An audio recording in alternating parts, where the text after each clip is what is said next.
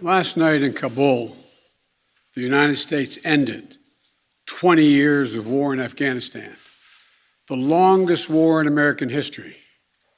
We completed one of the biggest airlifts in history, with more than 120,000 people evacuated to safety. That number is more than double what most experts thought were possible. No nation has ever done anything like it in all of history. Only the United States had the capacity and the will and ability to do it, and we did it today. The extraordinary success of this mission was due to the incredible skill, bravery, and selfless courage of the United States military and our diplomats and intelligence professionals. For weeks, they risked their lives to get American citizens, Afghans who helped us, citizens of our allies and partners and others on board planes and out of the country. And they did it facing a crush of enormous crowds seeking to leave the country. And they did it knowing ISIS-K terrorists, sworn enemies of the Taliban, were lurking in the midst of those crowds. And still, the women and men of the United States military, our diplomatic corps, and intelligence professionals did their job and did it well, risking their lives, not for professional gains, but to serve others, not in a mission of war, but in a mission of mercy. 20 service members were wounded in the service of this mission. 13 heroes gave their lives. I was just at Dover Air Force Base for the dignified transfer. We owe them and their families a debt of gratitude we can never repay, but we should never, ever, ever forget. In April, I made a decision to end this war. As part of that decision, we set the date of August 31st for American troops to withdraw.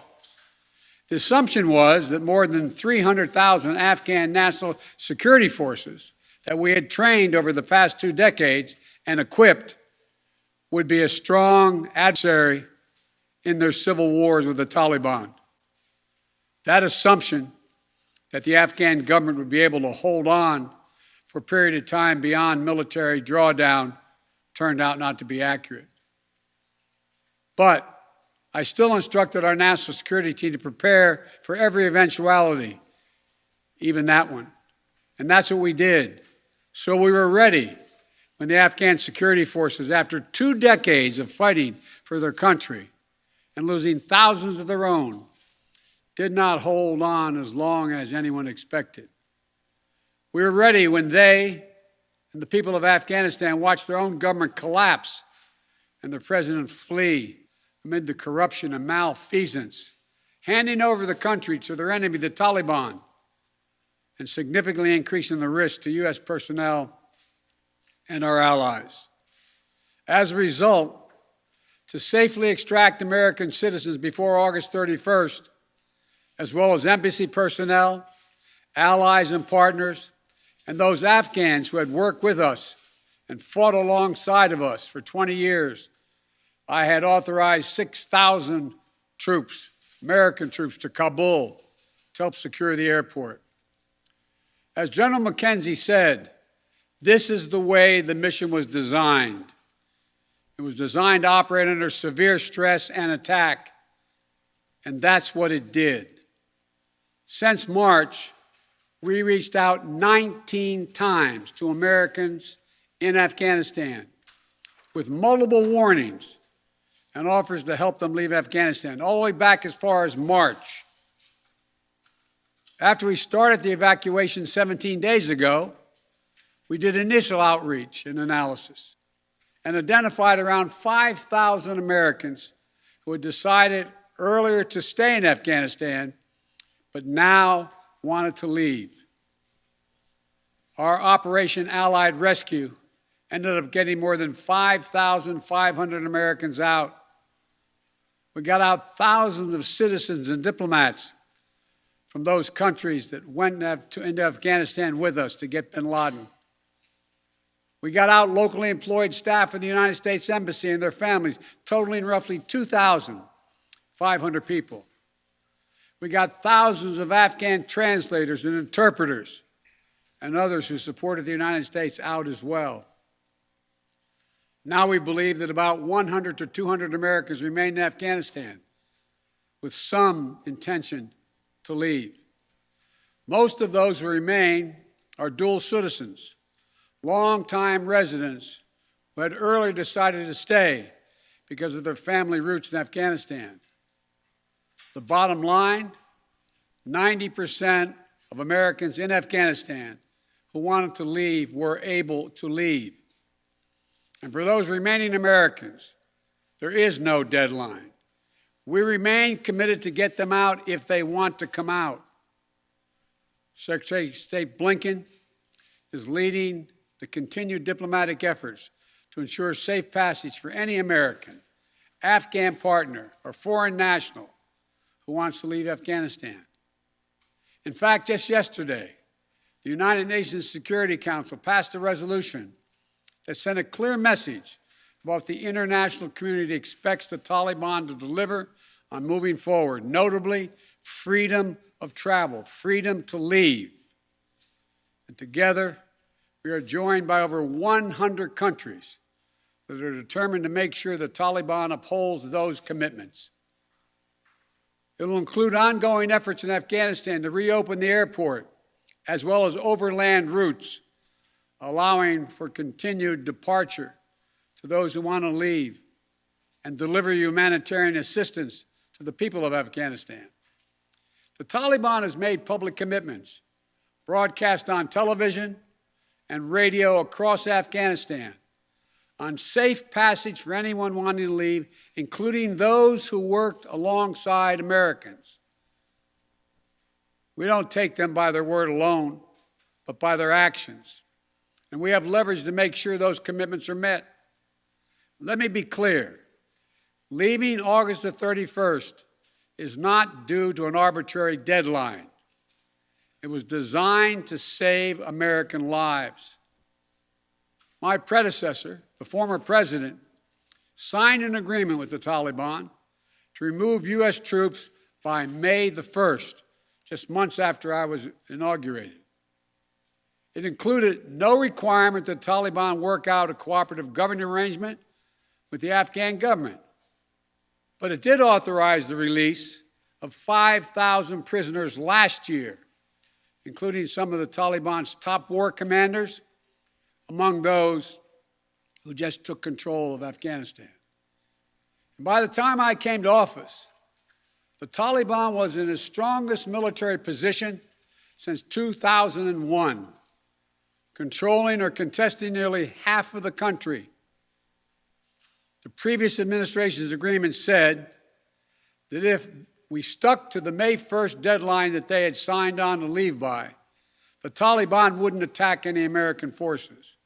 But if we stayed, all bets were off. So we were left with a simple decision. Either follow through on the commitment made by the last administration and leave Afghanistan, or say we weren't leaving and commit another tens of thousands more troops going back to war. That was the choice, the real choice, between leaving or escalating. I was not going to extend this forever war, and I was not extending a forever exit. The decision to end the military airlift operations at Kabul airport was based on the unanimous recommendation of my civilian and military advisors, the Secretary of State, the Secretary of Defense, the Chairman of the Joint Chiefs of Staff, and all the service chiefs, and the commanders in the field.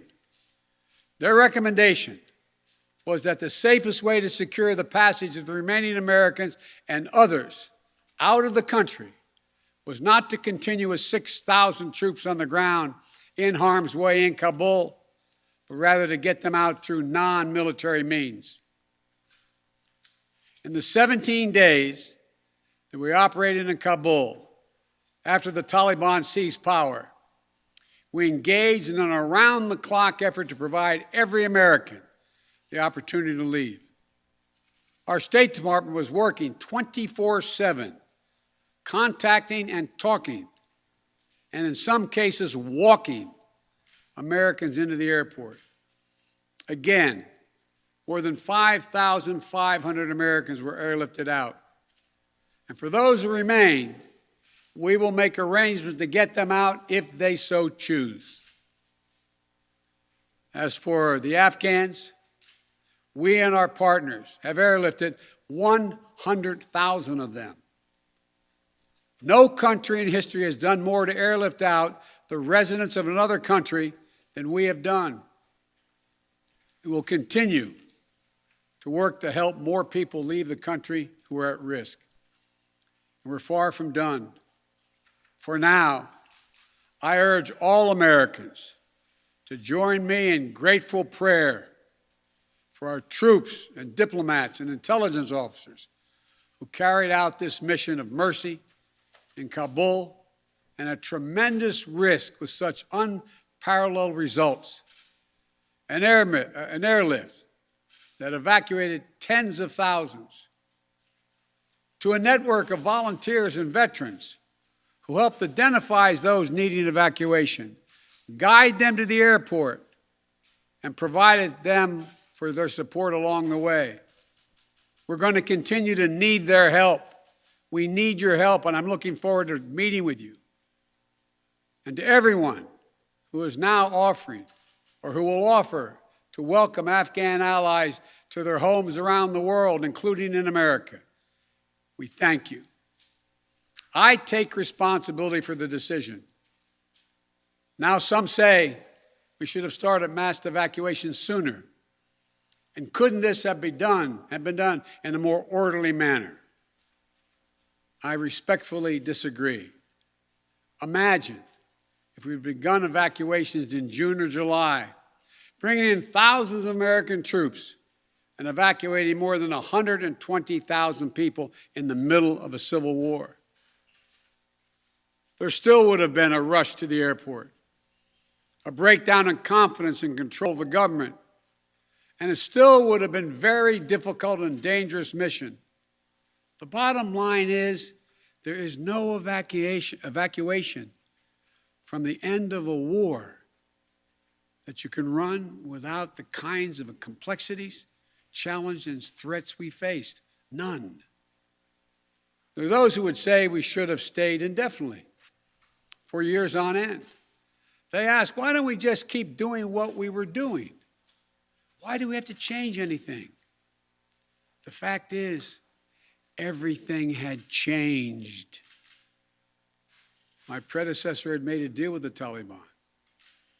When I came into office, we faced a deadline, May 1. The Taliban onslaught was coming.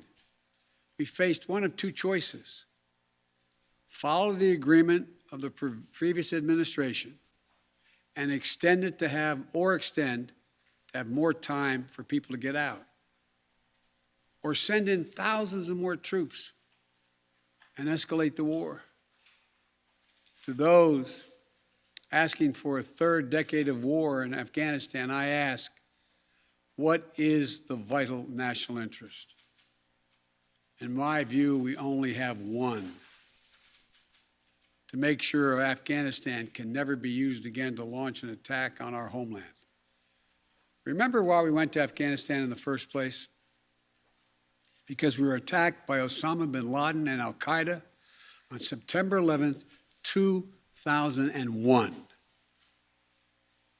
And they were based in Afghanistan. We delivered justice to bin Laden on May 2nd, 2011, over a decade ago. Al-Qaeda was decimated. I respectfully suggest you ask yourself this question. If we'd been attacked on September 11, 2001, from Yemen instead of Afghanistan, would we have ever gone to war in Afghanistan? Even though the Taliban controlled Afghanistan in the year 2001? I believe the honest answer is no. That's because we had no vital interest in Afghanistan other than to prevent an attack on America's homeland and our friends. And that's true today. We succeeded in what we set out to do in Afghanistan over a decade ago. Then we stayed for another decade. It was time to end this war. This is a new world. The terror threat has metastasized across the world, well beyond Afghanistan. We face threats from al-Shabaab in Somalia, al-Qaeda affiliates in Syria and the Arabian Peninsula, and ISIS attempting to create a caliphate in Syria and Iraq and establishing affiliates across Africa and Asia. The fundamental obligation of a president, in my opinion, is to defend and protect America, not against threats of 2001, but against the threats of 2021 and tomorrow. That is the guiding principle behind my decisions about Afghanistan.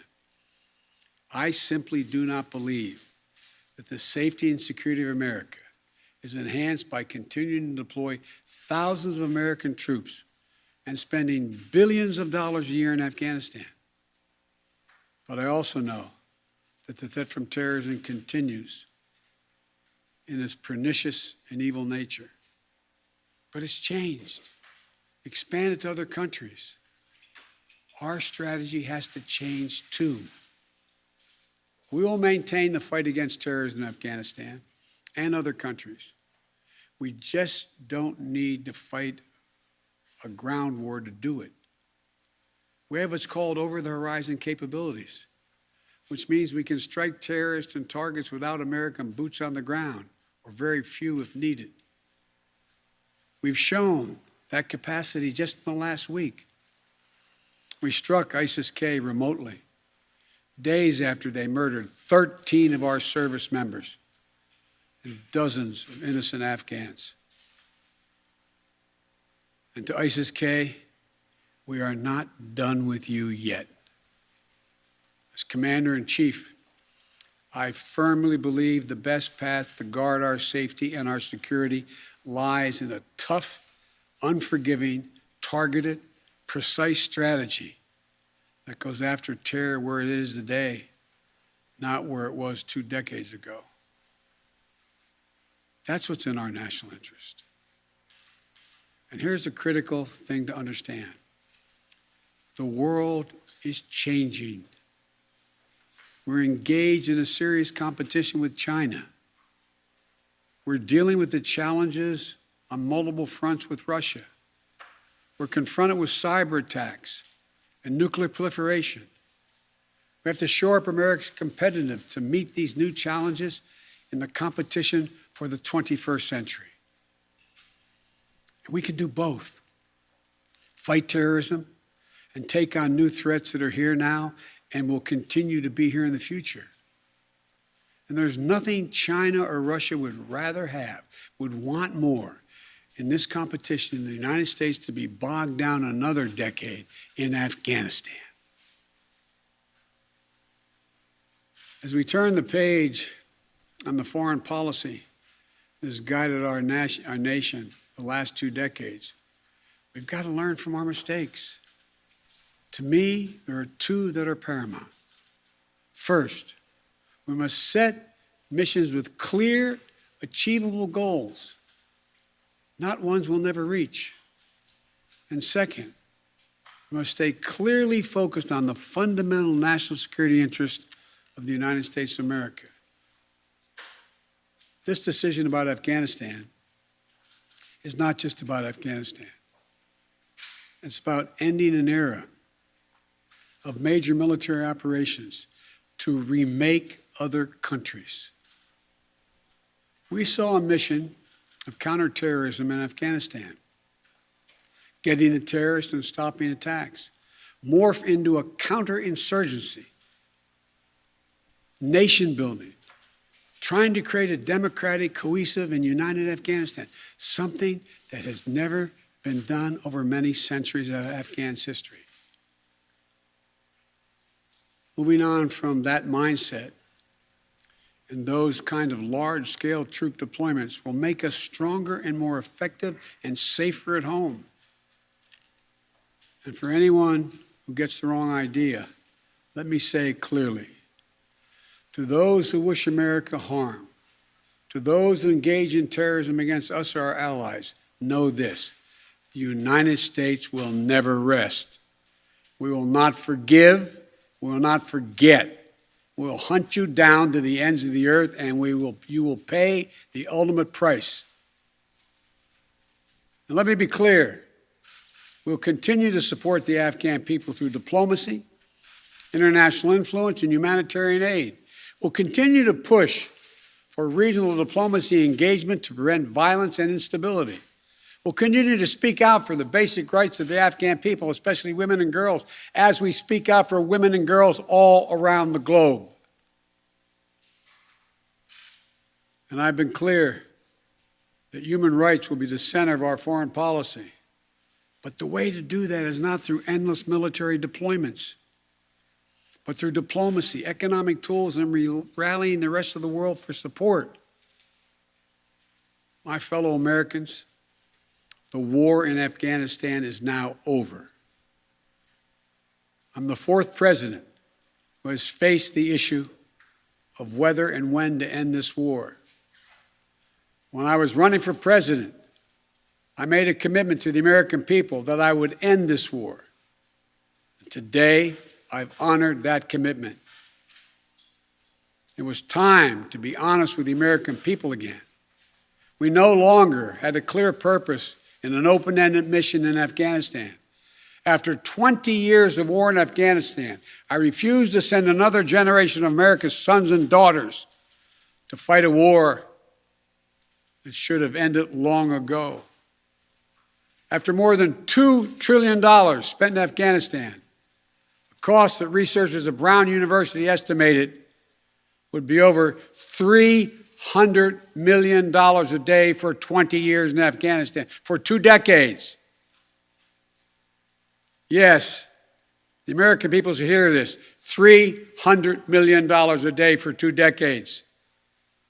If you take the number of 1 trillion, as many say, that's still $150 million a day for 2 decades.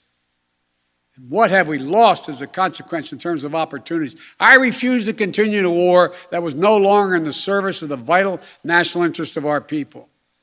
And most of all, after 800,000 Americans serving in Afghanistan, I've traveled that whole country, brave and honorable service.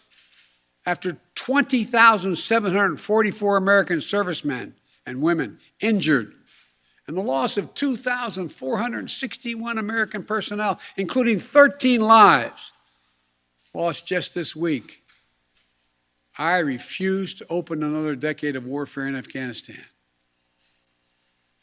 We've been a nation too long at war. If you're 20 years old today, you've never known an America at peace. So when I hear that we could have, should have continued the so-called low-grade effort in Afghanistan at low risk to our service members, at low cost, I don't think enough people understand how much we have asked of the 1% of this country who put that uniform on, willing to put their lives on the line in defense of our nation. Maybe it's because my deceased son, Bo, served in Iraq for a full year. Before that, well, maybe it's because of what I've seen over the years as senator, vice president, and president traveling these countries. A lot of our veterans and their families have gone through hell. Deployment after deployment, months and years away from their families. Missed birthdays, anniversaries, empty chairs at holidays, financial struggles, divorces, loss of limbs, traumatic brain injury, post-traumatic stress. We see it in the struggles many have when they come home. We see it in the strain on their families and caregivers. We see it in the strain on their families when they're not there. We see it in the grief borne by their survivors. The cost of war they will carry with them their whole lives. Most tragically, we see in the shocking and stunning statistic that should give pause to anyone who thinks war can ever be low grade, low risk, or low cost.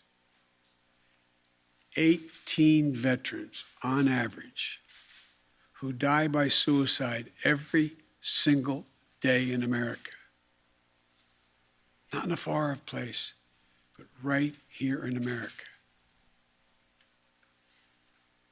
There's nothing low grade or low risk or low cost about any war. It's time to end the war in Afghanistan. As we close 20 years of war and strife and pain and sacrifice, it's time to look to the future, not the past, to a future that's safer, to a future that's more secure, to a future that honors those who served and all those who gave what President Lincoln called their last full measure of devotion. I give you my word with all of my heart. I believe this is the right decision, a wise decision, and the best decision for America. Thank you. Thank you, and may God bless you all, and may God protect our troops. President Biden.